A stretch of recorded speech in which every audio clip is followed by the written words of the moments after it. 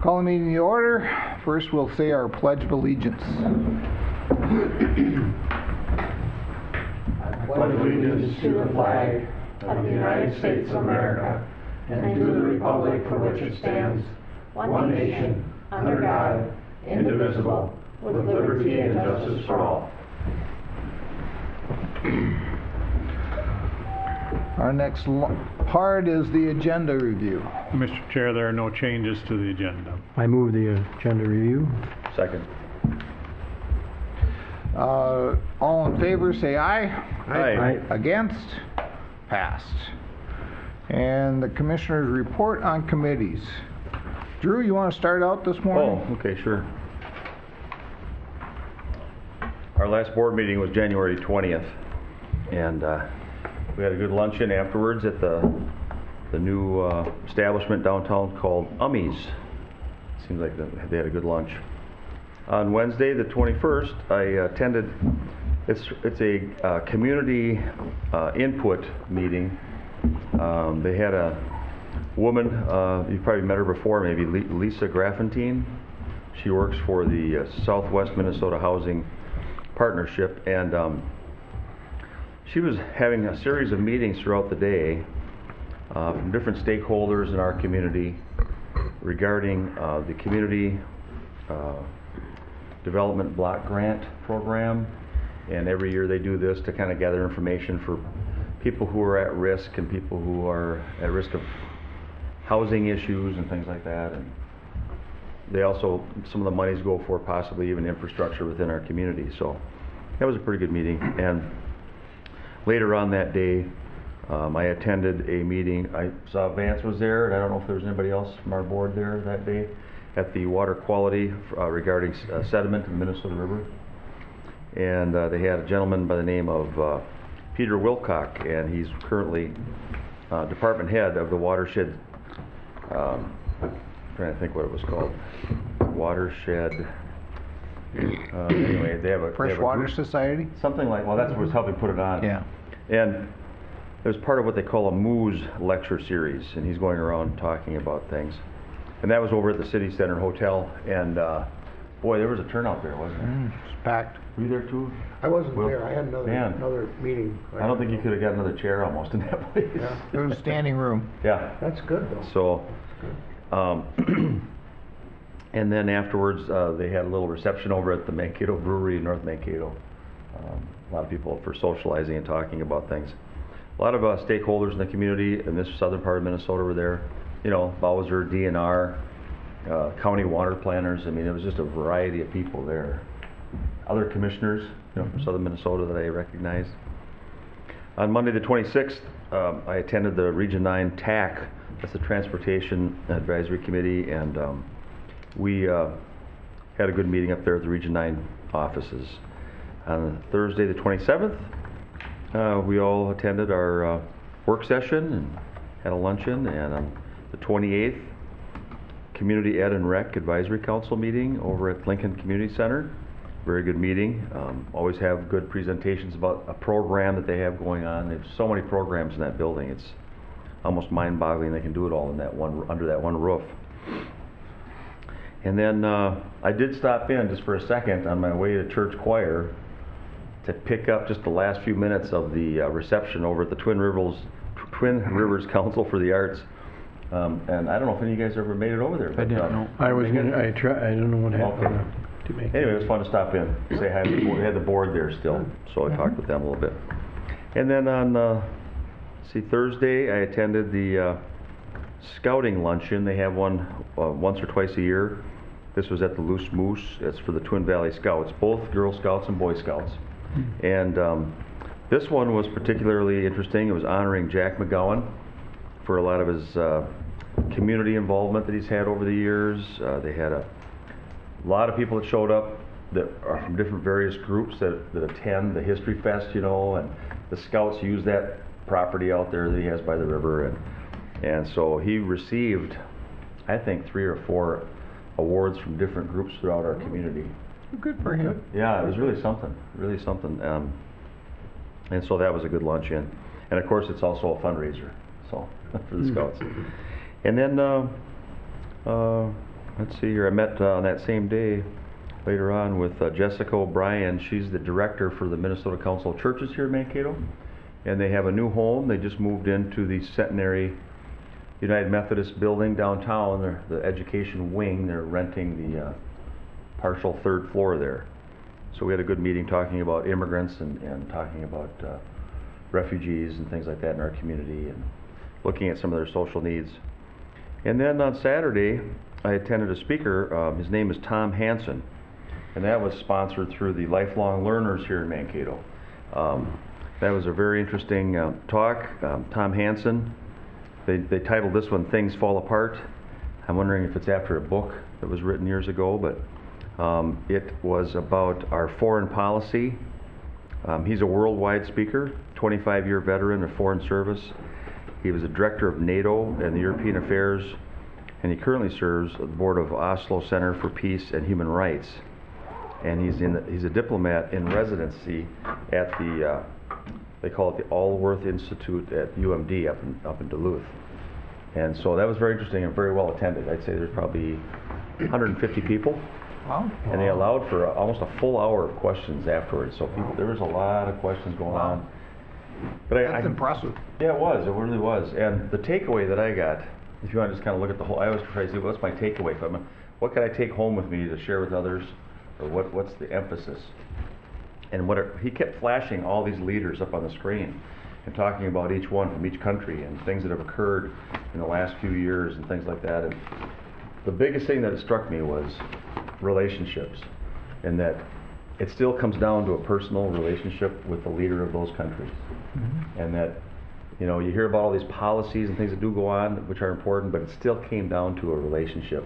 Because you could see some pictures of our president or past presidents shaking hands with some people, or diplomats, and the body language would speak like, you know, I'm just doing this because I have to or something, versus, you know, we're really working on things together. We're trying to get together on things. And so I would say for me, the takeaway was, it still comes down to human beings, you know, relating with one another, talking over their policies and their differences, and seeing where they can come to common ground in regarding foreign affairs. So. Well, it's kind of the same with county commissioners, isn't it? Yeah. Well, I'm finding that out. Yeah. No. No, but that's my report, Mr. Chair. Well, okay, good. Just a couple things. On the 26th, I traveled to Slayton for the Rural Minnesota Energy Board meeting. We're working on lobbying for some energy. We're working on the solar energy field, since that's new, and want to make sure that we're on board with that. Then on the, of course, the work session on the 27th, and community farm meeting on the 30th. That's all for me. Mark? The 21st of January, when you had the water quality thing, Kip and I were with Micah, the annual meeting we had up in Chaska. Oh, yeah. And of course, talked more on the legislative preview and preview of all the transportation issues. Figure's gonna be big, and of course then we got still in the sex offender stuff with the federal courts, and so we'll see how everything plays out. I think the big thing for the next 2 years will be the the construction at the Capitol and how that affects everything. Obviously it affects what will happen next year, a short session, and Yeah. so then I had a county number 12 ditch. We had a hearing and first meeting on that on the 22nd, and then of course the work session the 27th. And I did go to the retirement for John at did you? MVAC, but I got there about 5, so I know you were there. I missed the program, yeah. But anyway, and he was heading off on a plane shortly after that. Oh, is that right? Yeah. Get the heck out of Dodge to retirement. Anyway, he's been a long time servant there. How many years, do you remember? What was it? A long time. 20 plus. 20 plus years in the organization. At least, yeah. 10 is the Yeah. CEO. At least, I was gonna say like 15 or 16. yeah. Yeah, it's a long time. Long time inside that organization, over 20 years. Yeah. That includes my report, Mr. Chair. Thank you. Kip? I had our emergency communication board, everything's going well with that. Just winding up some stuff for some grants and getting started again for next year. I also was at John's retirement party for the program. Had South Central Workforce meeting, and everything seems to be moving along fairly well there. MVAC, we obviously appointed our new executive director at that full board meeting, Amanda, so that's all done. Greater Mankato growth presentation, Vance and I were at that. Talked just a little bit about what it is to be an elected official and how we got started in our political careers. Mark mentioned we had the the MICA meeting, the annual meeting, and we had the settlement hearing with the county attorney, and we made some progress. It was a good meeting. Then Friday after that meeting, we had an executive board meeting at MRCI, and that was kind of an alarming meeting because they are pulling all of the work over in New Ulm from Kraft.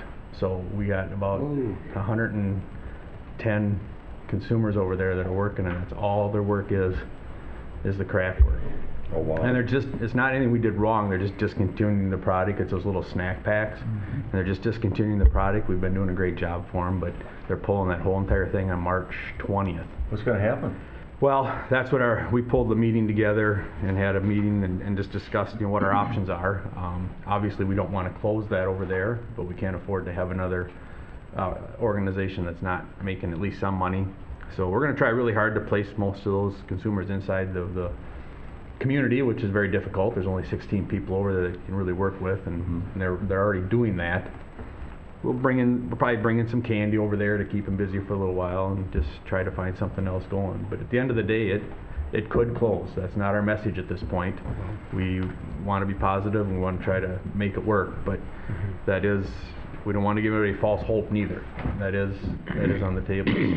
I know I worked for Security Hospital over there, and we have a shop area with lots of different things, and we would try to go out and try to find contracts. Yeah. You might lose a contract, and all of a sudden you're kind of high and dry, and but you can, if you really look at it, sometimes you can find a company that's happy to come move in there and Yeah, and there was good margins on that work that they were doing, so it made it a really good program over there. And again, it was nothing that they didn't have any problems with us. They're pulling the product all together nationwide. So we aren't going to get those snack packs anymore, then, huh? Those little. well, I Guess not from them. some other way, shape, or form. That was my suggestion. Do we want to get in the snack pack business? I think it's going we're in the candy business. Mark, I think it's going over to China. I don't know about those little things. So that was kind of alarming, and that was a. So if you guys have any ideas or you know anybody over there that can help us out, we are going to be doing several meetings the next month and try to deal with it and figure out how we can keep the program as whole as we can. I think there's 24 employees and over 100 consumers that use that program. So Yeah. it's going to be a tough program to lose. You have 3M over there, I guess. but 3M would I do a don't- little bit of stuff for 3M, but not enough to keep all them busy. So, but that was kind of the most disappointing news I had for the whole week. So, but we'll work through it. We're going to work really hard to keep it open, though. That's the message we're putting out right now. It might not be that far-fetched to contact the vocational rehab department over at SBRTC. Okay. And just have them, because they might identify contracts that they can't take on because it's too big. Sure. And they would probably they'll give you a tip. Good. So I think that'd be a good tip for them. Well, thanks. Yeah.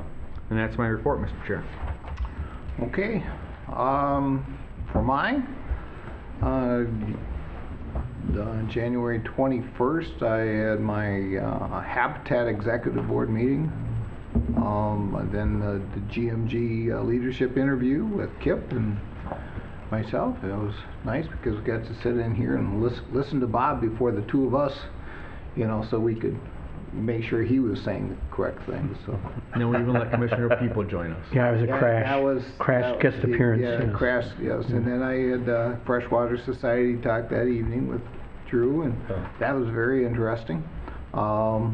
Also, always interesting to listen to someone like that and actually talk about the history of what caused the Minnesota River and how it started with Lake Agassiz up in you know, the Red River Valley and that area, and there was River Warren, which is what was the Minnesota River beforehand.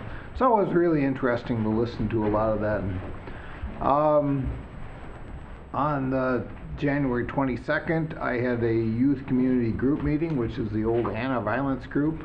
There's members from the District 77, from the probation office, from the attorney's office, county attorney's office there, in both Nicollet and Blue Earth counties, and I've been with that group for probably 20-some years since Wow. I was a school liaison officer. So it's just one of those groups I decided to stick with, and it's not on my policy committees. It's just something I'm very involved with.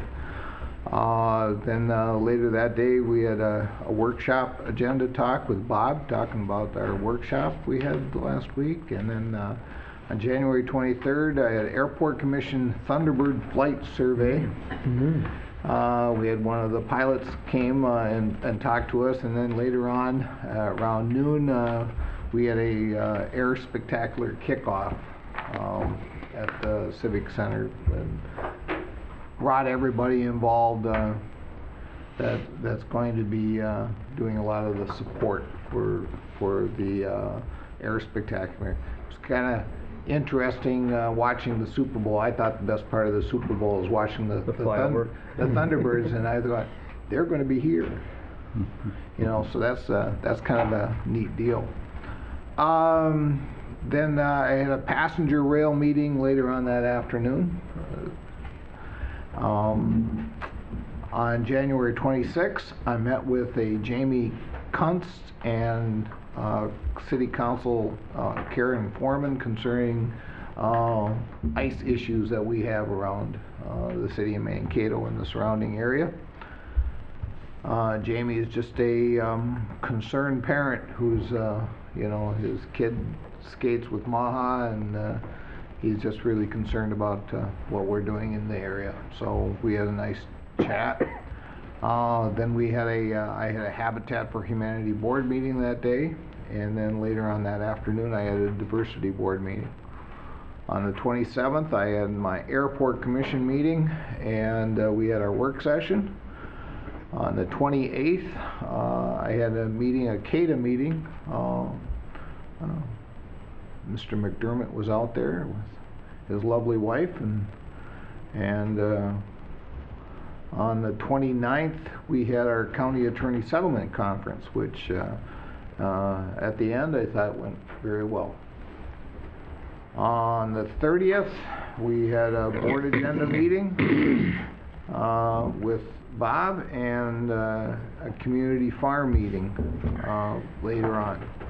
On the 31st, the last Saturday, I had a Children's Museum strategic planning session. So I got to spend 6 hours at the Children's Museum doing strategic planning last Saturday instead of doing anything else. You were playing in the sand, I bet. You know, that building is amazing. We really need to do a tour to go through that building. I would recommend doing that sometime after our board meetings and going down there. It is going to be a top of the line children's museum here in Mankato, in the Mankato area. Wow. And you know, the thing is, it's not the Mankato Children's Museum, it's Southern Minnesota. So it's really a regional thing, and it's going to be amazing. Now yesterday, of course, was Groundhog Day, and me being the chair, I didn't hold any groundhogs up to have my ear bitten. We're working on that. And that's the end of my report. Let's see, what time is 20 after? Almost. Yeah. So I think we have Charlie. That's correct, Mr. Chair. Yeah. Morning, Charlie. Morning, Charlie. No groundhogs this morning. Hey, they're ear biters. I just have a quick item for you today.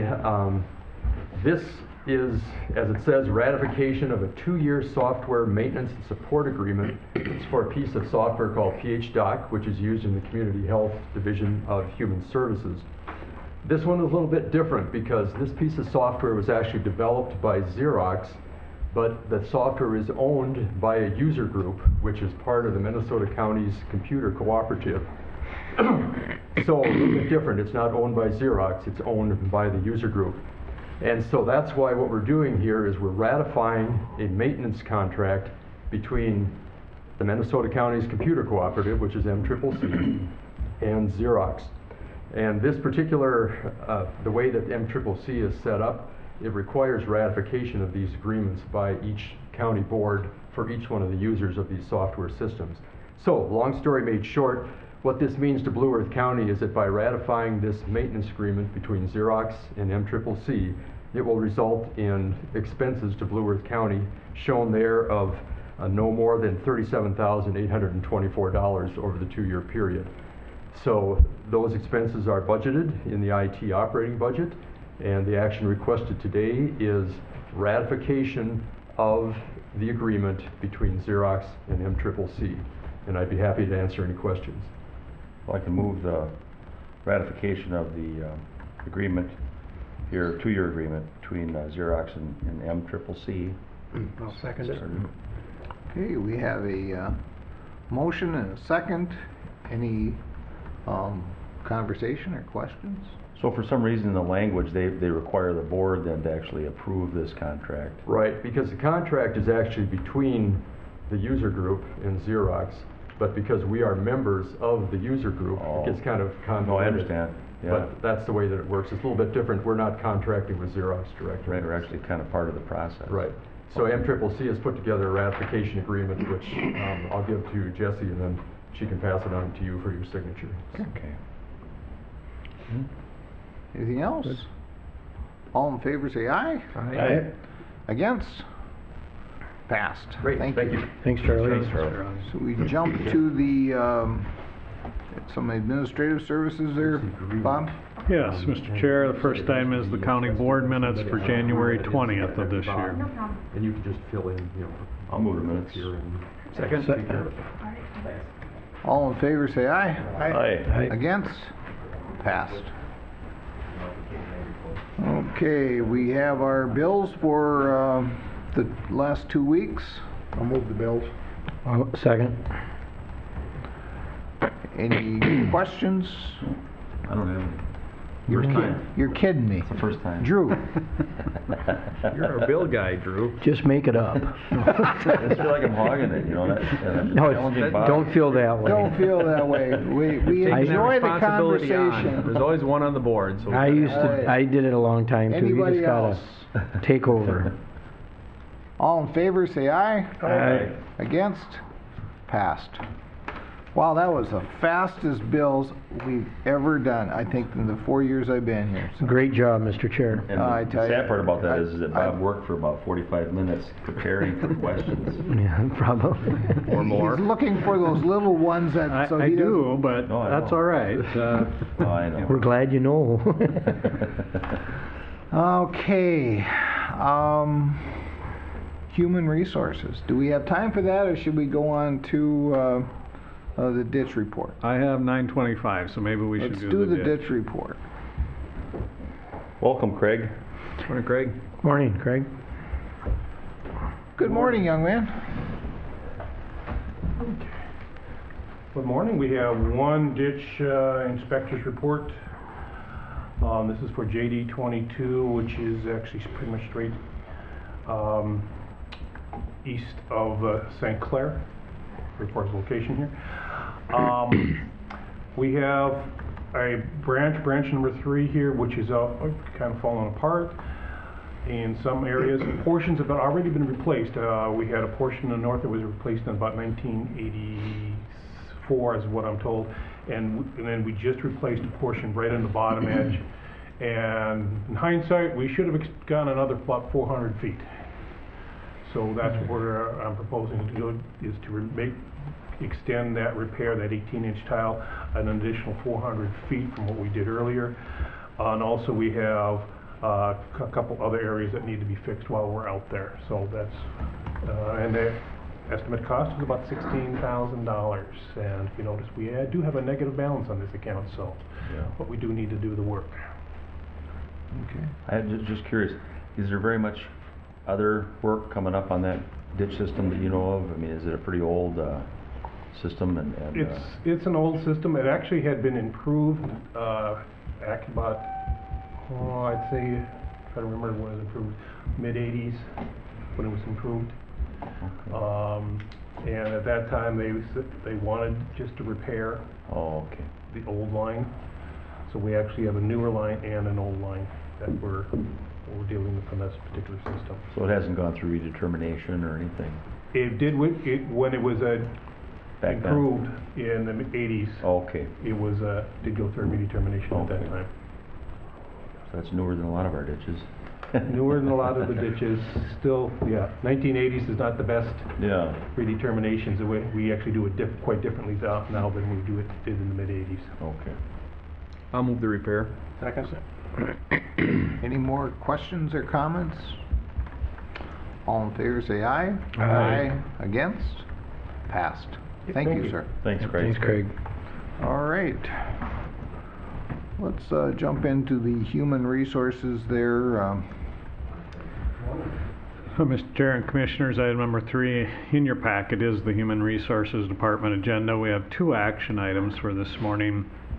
First item is authorization for the county board chair and the county administrator to sign an agreement with the engineers local number 49, which is our highway public works staff. This is an agreement that was reached for 2015 and 2016 with the same general wage adjustment that our other unions have received, which is 2.5% for each of the 2 years of this agreement.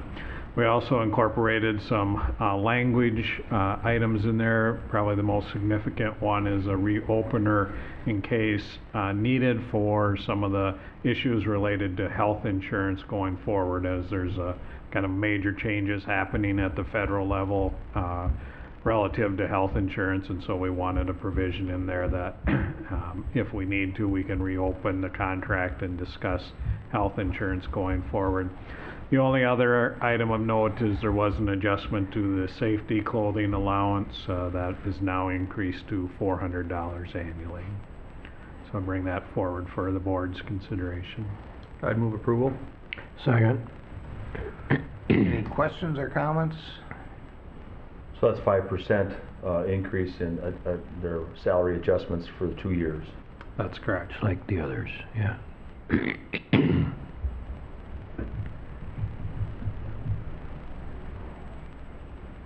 If there's no more comments, all in favor say aye. Aye. Against? It's passed. The next action item is approval of the revised employee handbook effective January 1st of this year. In your packet is a memo that outlines some of the changes to the handbook, which was last updated in January of 2010. The memo does describe some of the changes relative to state and federal law changes. It also reflects current practice as well as reflecting best practices. This is the material that was reviewed with the county board last week in the work session, and so there have been no changes from our discussion last week. Bringing that forward again for the board's consideration for adoption. Move approval. Second. Any questions or comments? Just that was a big portion of our work session last week, was just for people to know Yep. that we worked on that quite a bit, and our new staff person Heidi that works with HR was a part of it, and of course Liz Ullman and Krista Amos, who works also part-time with the city, and so they help work on that, from what I understand. Any other, I mean, if you have anything else to say about it, Bob, or anybody here, but. Well, the only other thing I would add is it was reviewed by the departments as well, so the department heads reviewed it as well as some of their staff, and all of the other HR staff had an opportunity to provide some input into it. So it's gone through a pretty extensive internal review, and as well as the review with the county board. Yeah. Looks good. All right. If there are no more questions or comments, all in favor say aye. Aye. Against? Passed. The last part of the human resources agenda then are the informational items. We have filled a community health coordinator position, as well as a child and adult protection assessment staff person in the human services department. We did receive a resignation of a financial assistance specialist, and so we are beginning recruitment to refill that position. And then we have 2 individuals that have completed their probationary periods and are eligible for a salary adjustment. All right. With that, Mr. Chair, would you like to go to the Public Works? I think that'd be a good idea. It's 9:30. Al? Morning, Al. Morning, Al. Hi, Al. Ryan? Morning. Nice crisp morning out there for all of us. Nice, crisp. Mine's us a winner again. You bet. I suppose you have a heated garage for your car, or do you? You sound like that's something special. Maybe it is for you, huh? It is. I scraped. Actually, if I kept my car out of that heated garage, I wouldn't have ran my rear fender into the truck. Oh, no. But it's just a minor one. Yeah. I don't have any action items for you today. We're busy. Say that one more time. I don't have any action items for you today. You don't believe it, do you? I'll make sure everybody heard that here. But there is a lot of action taking place in the Public Works Department. And I noted the approval of the 49ers contract, and I would like to say that I'm deeply appreciative of the excellent work our union operators do for us. They're a good crew. They've been very cooperative and supportive over all the years I've worked with them, so I do appreciate those folks. Nice. Yeah. So, status of the construction projects we're forwarding for next year's work. County 1 from Trunk Highway 30 to Good Thunder. The design is maybe 90% done, right away maybe 2/3, 70%. All the permit applications have been submitted, so we appear to be on track for awarding that contract this spring, which is a major piece of work for us. Moving down the road to Old Trunk Highway 66, from Good Thunder to number 9 would be our 2016 project. We've hired survey services to locate the land monuments and develop a plat of the existing right-of-way, so we'll have that information. We've done some preliminary design work, working with the one location where we've got sharp curves and have a difficult right-of-way situation. Be meeting with Mr. Speck tomorrow again, actually. County 12, number 5, from 17 to 83, Survey Services has located the monuments, the land corners. They're going to be doing a right-of-way plat for us. We're making some final refinements of the exact alignment as we learn more and get into more detailed work there. We've got a grant application into the state for $750,000, the max for that program, and we will be starting to work on the permits for the project. County 72 in Vernon Center, Kendall Street, we're partnering with the city and their consultant, SEH Consultants. That appears to be on track for that work next summer. Bituminous maintenance overlays, the 2 bigger ones are Stadium Road, County 60, all the way from where the roundabout project ended down to Stolzman Road. Very expensive mill and overlay, and then replacement of some curb sections that have settled in are poor shape. The other major one is County 90, and we'd like to go from Trunk Highway 60 to Highway 22. We're monitoring the prices. It's kind of an unknown at this point what the asphalt price is going to be this spring. So we may have to cut it back. Instead of going to Highway 22, go to County 16 as an intermediate stage. So that one you're talking about then is coming into the city, all the way down, past through the college campus, and then down the hill? Yes. Wow, okay. Yeah, and that'll include, as we're required to upgrade the intersections to ADA standards. So all the sidewalks, the ramps, the cast iron handicap notification devices. Those will be square on, right? Yes, that will all be fixed up to standards. You bet. And then there will be additional overlays in our rural farm to market system that we haven't specified at this point. Have you seen any lowering in prices because of the oil costs? There haven't been any bids since last fall. so we don't really know what the asphalt price is going to be. It should be lower, but it's not certain how much lower. It's interesting, if you listen to the concrete folks, cement salesmen, they'll say it's not gonna be lower at all because the Bakken oil is very light crude, doesn't have much asphalt in it, but it only stands to reason that it's gonna be lower when you look at the big picture and you look at the diesel fuel. So we'll just have to see. We'll have to watch it and see what happens. Bridges, got quite a bridge program, and there was a map in your packet showing the bridge locations. County 5, 3 bridges near the county line, right in the area of Vedder's Quarry and some gravel pits. The bridge decks are in poor shape. We've got a plan to lift those decks off, precast decks off, and place a cast-in-place slab deck on top of the existing abutments. Wow. A problem there has been timing with MnDOT's Highway 22 project. We met yesterday with MnDOT, discussed their project and their staging, and that was really good. I think we're going to have more flexibility next summer to do our projects without interfering with their project. And I do appreciate MnDOT being sensitive to our need there also. So the road will be shut down? As it turns out, Highway 22 from, you know where the SMC plant is, the hot mix plant? That corner? Yeah. Okay. Lester County 21 and north will be shut down essentially the whole summer to build an additional bridge and to raise the road. From that intersection south, MnDOT will be doing some work on intersections to improve their safety, so that in 2016, when 169 is closed, you'll have a lot more traffic on Highway 22. Yeah. Hopefully there'll be some intersections there. Okay.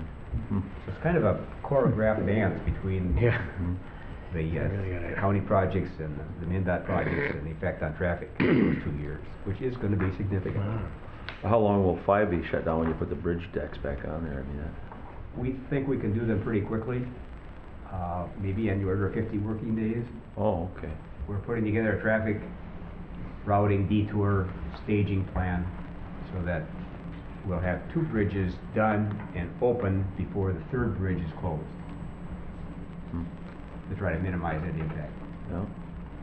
Now, is that going to affect Highway 22? The way we will stage our 5 projects will not affect Highway 22. Okay, because Highway 22 is going to be shut down this next summer for the flood mitigation anyway, but that's going to be up by St. Peter, Right. so. But I didn't know if it's going to be shut down further to the south towards Mankato or not. I think originally it was going to be, but I think now they plan on doing from that Lester 21, the hot mix plant location, south, making those improvements under traffic. Okay. Maybe some brief interruptions, but not a long-term shutdown. Sure. Okay, thank you. Okay, so those are 3 bridges at 5. 1 bridge in County 52, which is a new bridge, beams, deck. We'll be shutting that road down for the bulk of the summer. 2 on County Road 144 in the southeast corner of the county, Pleasant Mountain Township. Be taking out small old bridges and putting in big concrete box culverts. County Road 111 up in the southwest corner of the county. In the northwest corner of the county, County Road 111, Minneopa Creek, replacing a bridge with a big box culvert.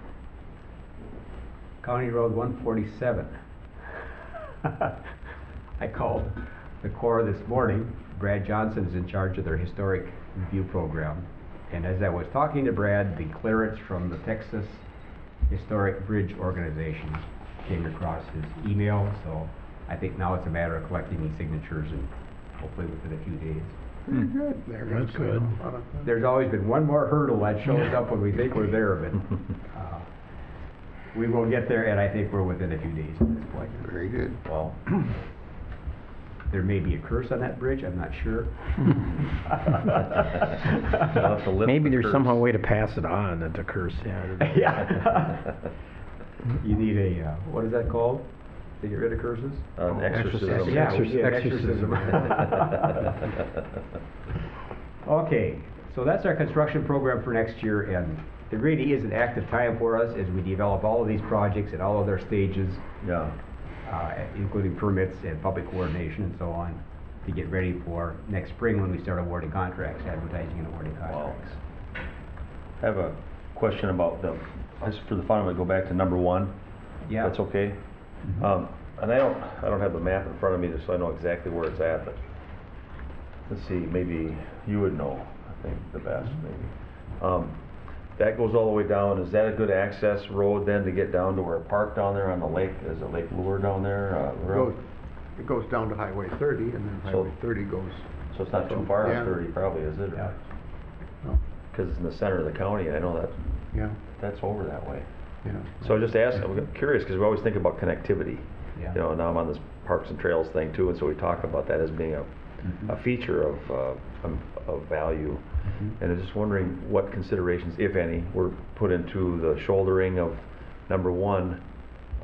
If there's any thoughts about connectivity, you know, for bicycles or for even the rural people to use the shoulder that live out there, you know. It will be much better now. There's virtually no shoulder, and then there's a very steep drop off. Right. So it's not safe to walk or bicycle on the road now. When the road is rebuilt, it will have a 6-foot shoulder. The first 2 feet will be paved. Just 2 feet. Yeah, and then it will be gravel, and then there will be a more gentle shoulder. Oh. So that, along with the traffic volumes in the rural area, you know, you can walk and bicycle along that trail.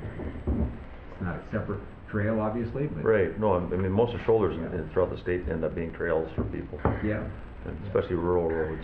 So I didn't know. so it'll be much better for that. Okay. I know when we used to study community health years ago, it was actually a risk factor for your health to live in a rural setting, Yeah. because people don't tend to go out for a walk. Yeah. Whereas if you live in a city, you tend to get out and walk more and go to places and Yep. points that you can get to and parks and things you can walk to. Connectivity, basically. Yep. And I think if you have good roads out in the rural area, it might increase activity for the people that do live out in the rural areas. Right. So, You know, and they are a good investment for our farm to market economy.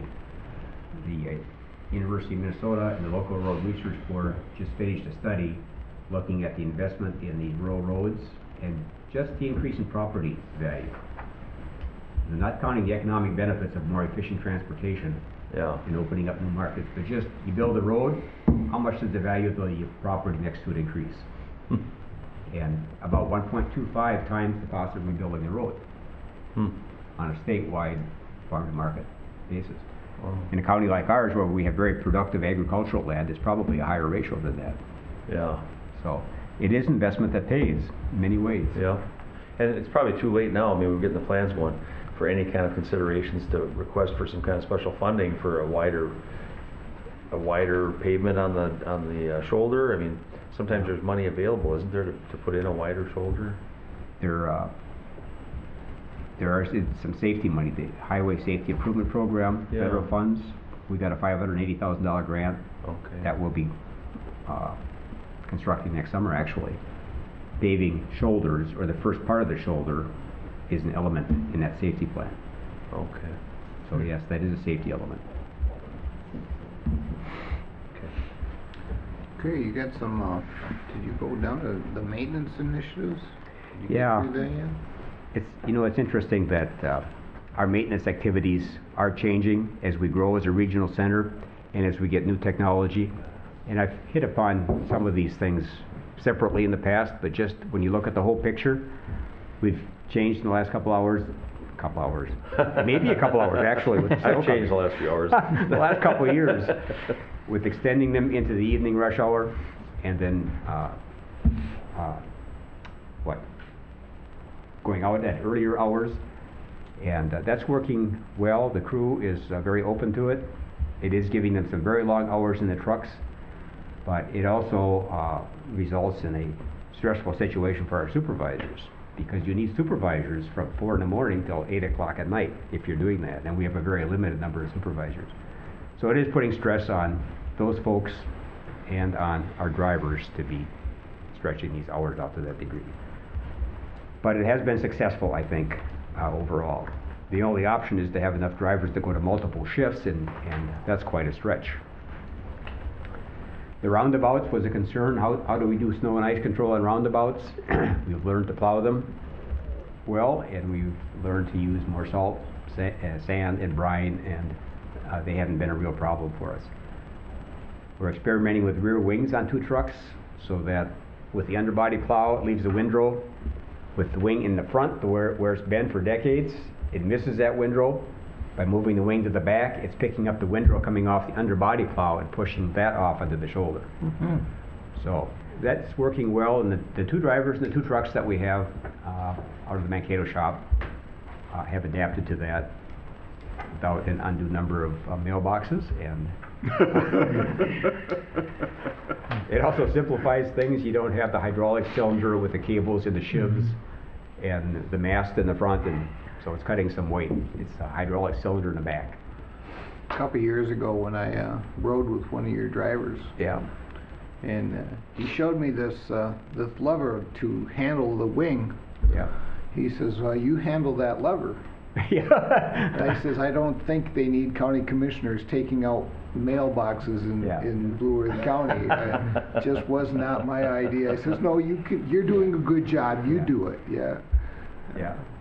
Not But even, it's so, I mean, people don't understand how specialized a person needs to do to be a snowplow driver. It's an amazing act that they do when they're plowing snow, and how scientific and it is to plow the snow properly. I mean, anybody can go out there and plow snow, but to actually get it done and know where you have to drop the salt and sand and know where it's going to make a difference. It's amazing what your folks do. I mean, I'm proud of being a commissioner in the county that's got such talented folks. it takes mind and physical. Yep. You gotta be talented both mentally and physically to run one of those things, and a competent. I knew I wasn't going to do it. No comment from the board, but does that mean that you're looking at, they seem to be working well, the rear wings, so Yeah. are you looking at then more trucks with it? As the trucks at some point? are replaced, we'll probably go to rear wings. This is 1 year with it, so it's a little early, but I think that's what's gonna happen. Sure. Just a comment on that too. I was just reading some articles recently because we have a new policy analyst person that works with AMC here in Minnesota for the environment and natural resources. And the last board meeting, I remember we had a short discussion about either that one or the one before about salt and some road alternatives for melting ice and snow on the roads. And so I was asking them if they have any links to good information, you know, so I can learn more about it. And there's a study I came upon where they actually put like cameras on wands, and they study the behavior of the snow in different conditions, so they can give good advice to plow operators on how to operate those wings better, how to do. I mean, they actually put that kind of effort into things by having people study this at a ground level, you know, to see what's going on. And they look at things like the air temperature, barometric pressure. They look at when you're putting your salt down, is there some way we can put it down so it doesn't bounce so much? Because it tends to bounce off the road. And this brine thing, I know it was Wisconsin, they make a lot of cheese, obviously, in Wisconsin. That's what I've heard. And when you make cheese, there's a saltwater solution, which is brine. And they have to soak the cheese in that, and they had a hard time figuring out what to do with that water. Now they're actually putting it in tanks, and the cities and the highway departments are using cheese brine. It has a little bit of an odor, but But who cares? I know. And so they've been using that on the roads, you know, to get that base layer down, so it won't bounce. It actually puts a thin coating of salt on the road. Very And, good. but the biggest concern is the environmental impact of salt. And the thousands of tons that enter, in some areas, our water system. And so that's probably the biggest concern we have, is it's very toxic to basically all wildlife. It's toxic to the plant life and everything, the salt that we use. So good No, point. there's a balance there between the public safety Better and. No, keep- no. Keep Al going here, though, Yeah. so we can continue on. So you mean you want me to ask him more questions? I wouldn't say that. Okay. I might imply that, but Yeah, I okay. wouldn't say that. Keep him going. Hey, we've talked about PCs in our shops through email, internet access. Charles is in the process of procuring those. Our hoists are in place. The fuel pump card reader at the Mankato shop, we've got quotes. We're getting ready to install that, which will be in advance for our users and for our accounting department. And then longer term, we talked about shop renovation like Mapleton and deferred equipment, shouldering machines, snow blowers, and so on. So there's a lot going on there too as we evolve and technology changes. Okay. Yeah. Should we have a little break, you think, too? But anyway. You know, Well, thank you. I appreciate all the items being listed on the agenda, Al. I really do. I think that is just nice to let that, because this is published on our internet and. It's a lot of stuff. It is. You know, we got a lot of stuff A lot of going on, and stuff. if nothing else, it just kind of lets people know what we are doing. Sure. You know, there's a lot of stuff going on and stuff we have to deal with, so. Yep. I like these agendas and Yeah, getting the stuff listed. I appreciate that. All right, thank you. yeah. I agree. Yeah, thank you very much. It was very informative and, you know, something that we need to understand. So thank you. I think we'll take about a 10-minute break and we'll come back and we'll have our county attorney talk to us. So, All right, well, call back to order here. Looks like Mr. McDermott, would you like to give us some updates and some caseload information? I do have some information, Mr. Chair, that I'd like to provide, and if you don't mind, it's always easier since I'm kind of used to dealing with the podium. You got, So it could be a little Just don't think of us as those, Judges, yeah, yeah. those, yeah. Oh, no, this should, this remind me of the Court of Appeals, and I don't want to go there. we don't want, neither do we.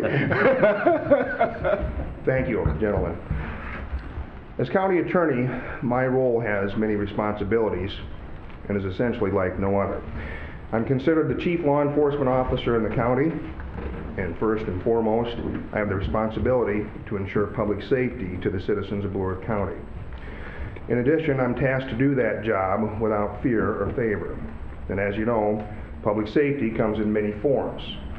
It's not only the criminals, the juvenile delinquents, it's also the children in need of protection or services, the mentally ill, the vulnerable, the elderly, and others. Within that, my responsibilities come in varying degrees. Not only do I have responsibility to the citizens of Blue Earth County, I have responsibilities to others, such as Sheriff Peterson, the court, judges, victims, attorneys, and others. In my role, I'm considered a minister of justice. Many don't realize that I have responsibilities owed to a criminal defendant to prosecute that case without passion or prejudice. When I step out of that role and step into the role that brings me here today, I also have responsibilities in many forms and to varying degrees. My primary responsibility is to the organization as a whole that comprises Blue Earth County. I have responsibilities to each of you individually, as each of you represents the 20% of the citizens of Blue Earth County. Within my responsibilities to the organization, I have responsibilities to you in your individual capacities and to this board as a whole.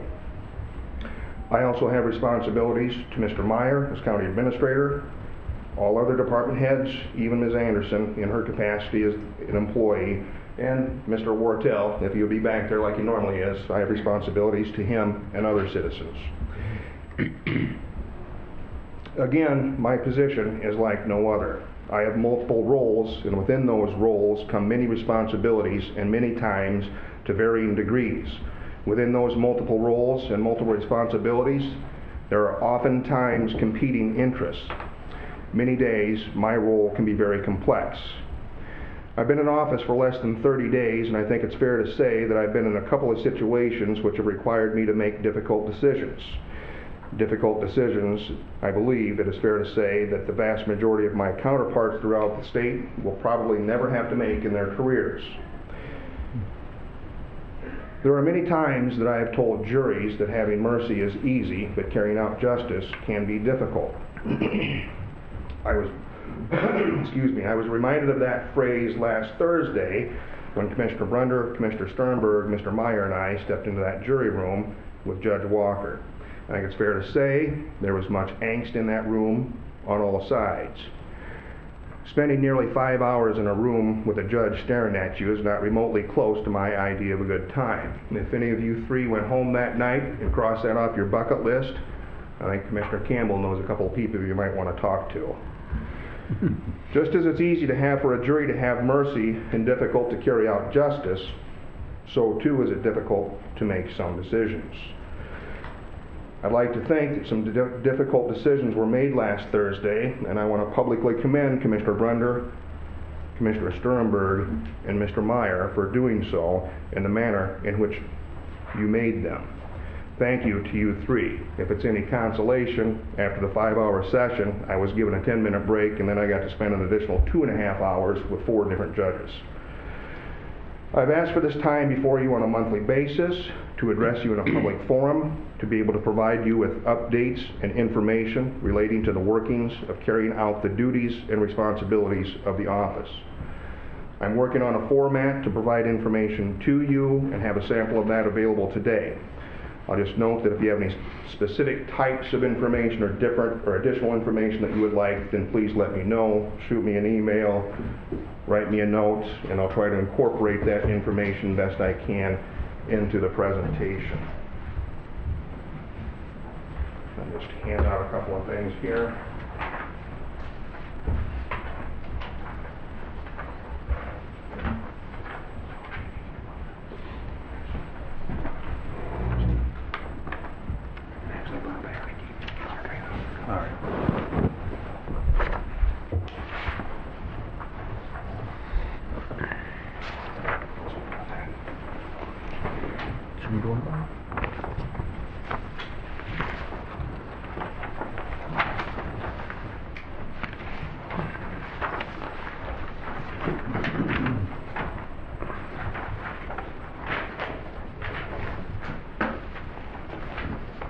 Just to give you an idea of the first page with the adult criminal filings and the type of criminal felony case filings, I started keeping track of some of these back in 2000, and then for the case filing types in 2004. This kind of gets you through to where we're at today, and I plan on providing that information on a monthly basis, and I'll prorate that. I have these 2 areas with the juvenile stuff that I had also put together, but within that, I'm going to provide additional information with respect to CHIPs, truancies, termination of parental rights, those types of issues. Within that, you know, I'm still deciding how to break some of this information down. Some counties with respect to, for example, with CHIPs cases, some counties for each child, they will file a separate CHIPs. Or some counties, if there are separate parents for multiple children, they will file a separate CHIPs. Blue Earth County, we don't do that. We file one CHIPs petition, so if you want to compare to some of the counties, there's sometimes they look at those things differently.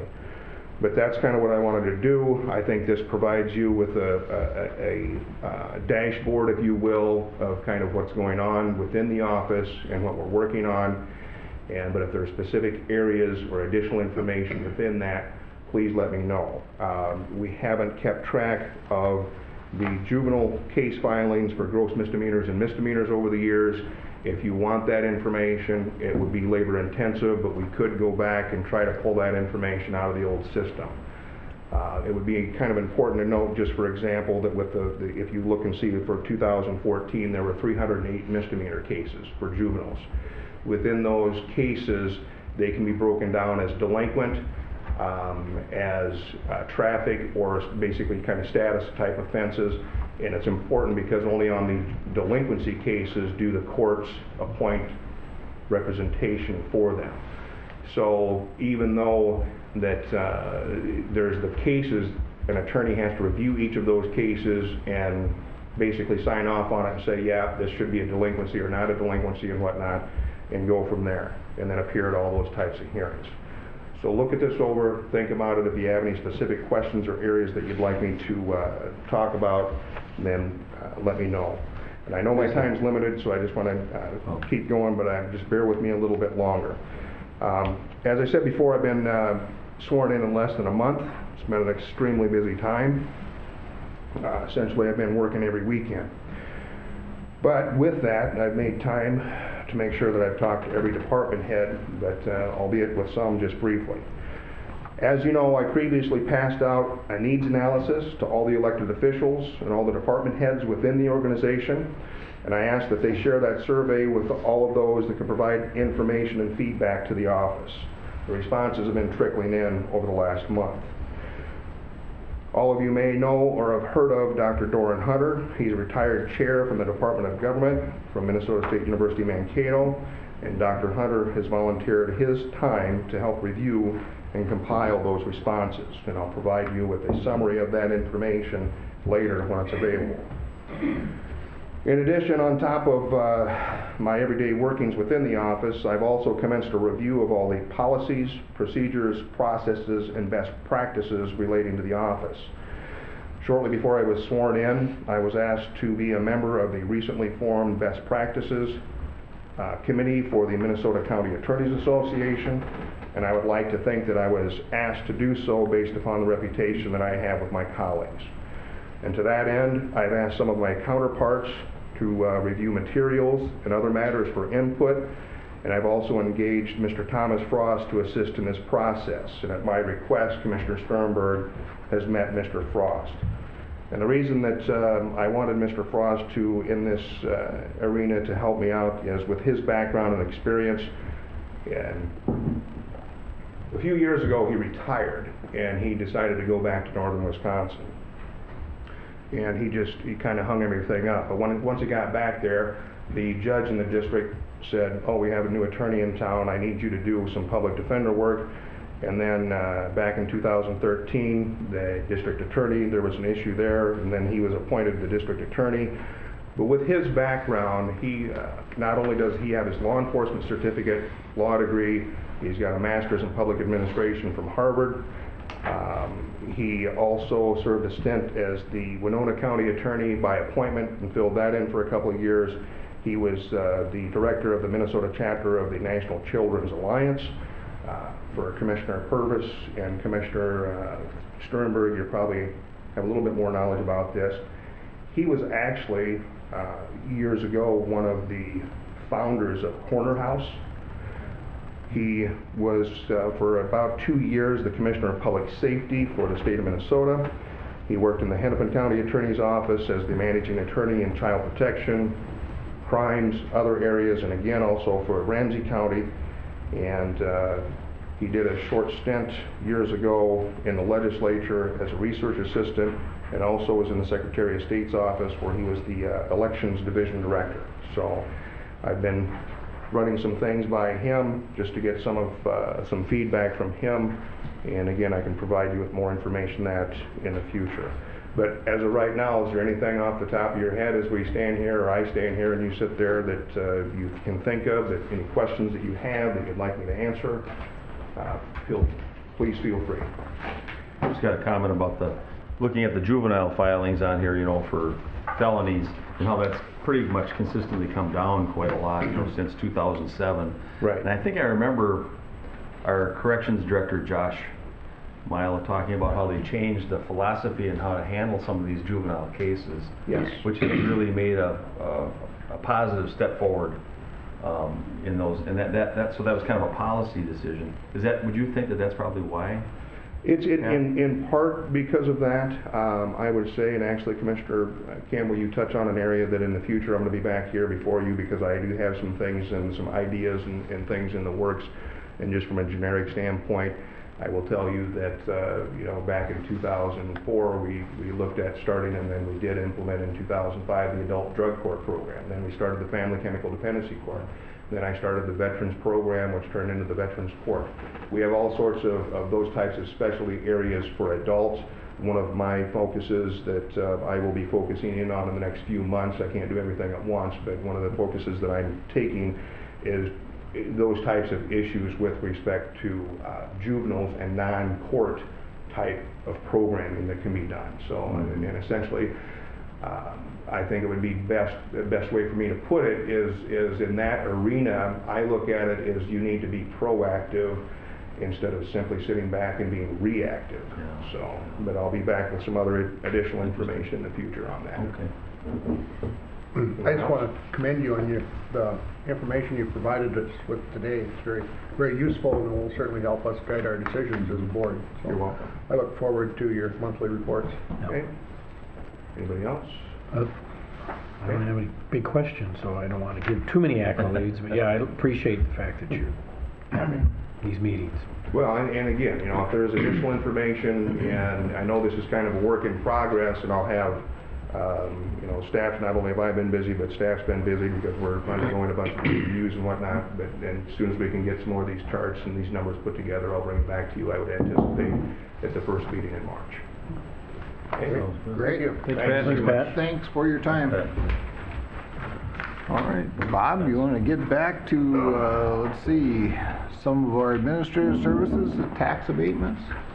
Yes, Mr. Chair and Commissioners, item number 4 in your packet is 4 tax abatements. All of these are related to some clerical errors or data entry errors in our taxpayer services department. So 3 of the tax abatements listed here are for the current taxes payable, so no taxes have been paid yet. We'll get that corrected and revised statements out to the property owners. The 4th one is for the previous year, and so there is a credit that then will be applied to those accounts. So you have the tax abatement forms in your packet, and I'm recommending approval.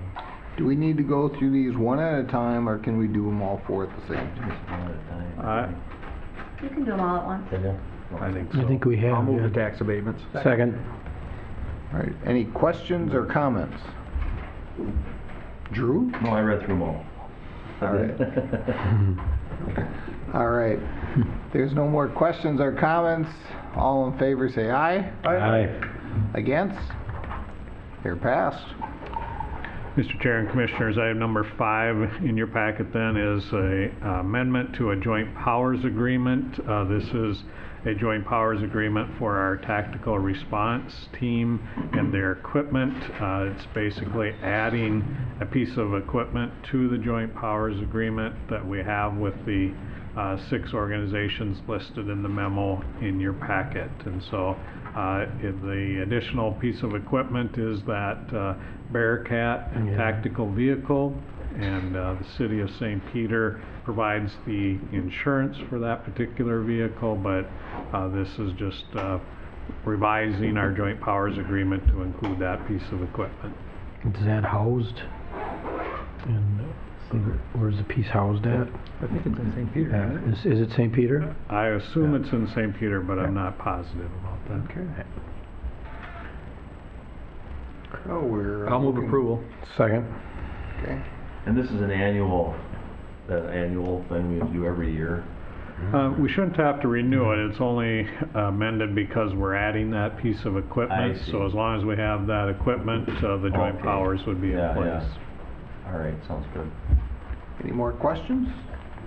And they don't tell the commissioners where it is, Mark, so you don't think you can take it out for secret. spin. You do that. How'd you know that I was?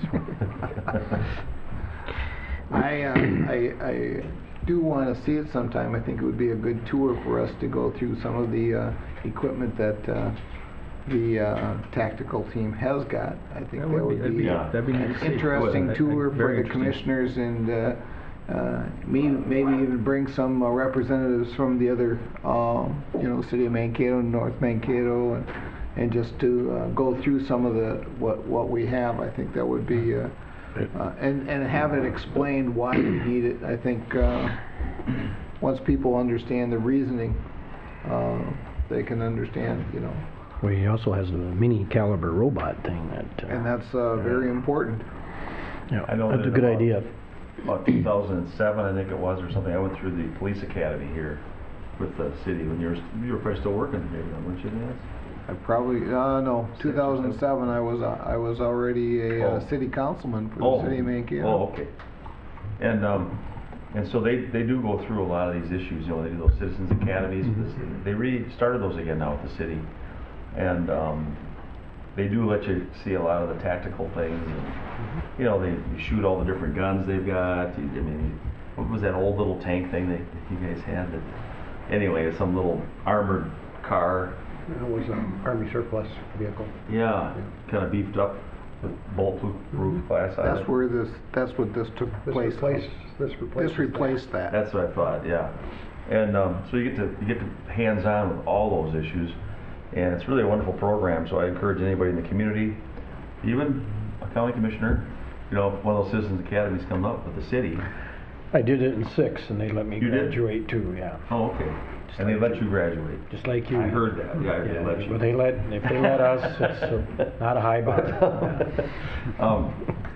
And so just like our Citizens Academy, I think I've heard nothing but good feedback, and I know they're looking for new participants, and so whoever watches this online or whatever, I hope a little advertisement here to contact Blue Earth County if you want to go through the Citizens Academy here at Blue Earth County. So Good. Any more comments? All in favor say aye. Aye. Against? It's passed. thank you, Chairman, for keeping us on track. We probably would have forgot to vote. Got her. Thank you. Mr. The Chair. liquor license. Item number 6 is a request for a liquor license by the Windmill Mapleton LLC. This is the old Windmill Bar. The ownership of that particular facility has now changed. The owners are Alan and Teresa Crouch, and they've submitted the paperwork required for the on-sale liquor license. We have had that application reviewed by the sheriff and the county attorney, which have approved it. And so we're recommending approval of this liquor license through the end of 2015. I'll move the liquor license. Second. Approval. Is Alan and Teresa a husband and wife? I don't know the answer to that. Okay. It doesn't make any difference. Could be I brother, assume they sister, are, whatever, but, but it doesn't matter. Well, good luck to them in their new endeavor. But, any questions, comments? All in favor say aye. Aye. Against? That's passed.